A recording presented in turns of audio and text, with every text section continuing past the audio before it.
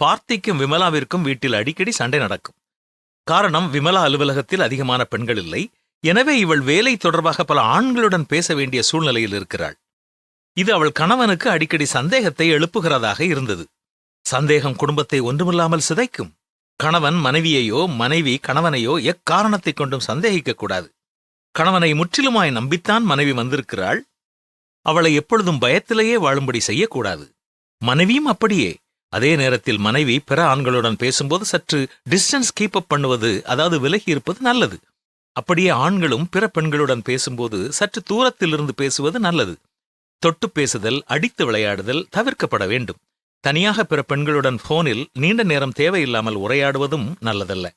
சில பெண்கள் தங்களை அழகிகள் என்று காட்ட எப்போதும் முயற்சிப்பார்கள். தன்னை மேன்மைப்படுத்தியும் கணவனை மட்டம் தட்டியும் பேசுவார்கள். அதை தவிர்ப்பது நல்லது. தன் குடும்ப பெருமைகளை பெண்கள் பெருமையோடு சொல்லிக் கொண்டிருப்பார்கள். அதுவும் வெறுப்பை உண்டாக்கும். கஞ்ச பிசுனாரையாகிய கணவனோடு வாழ்வது மிகவும் கடினம்.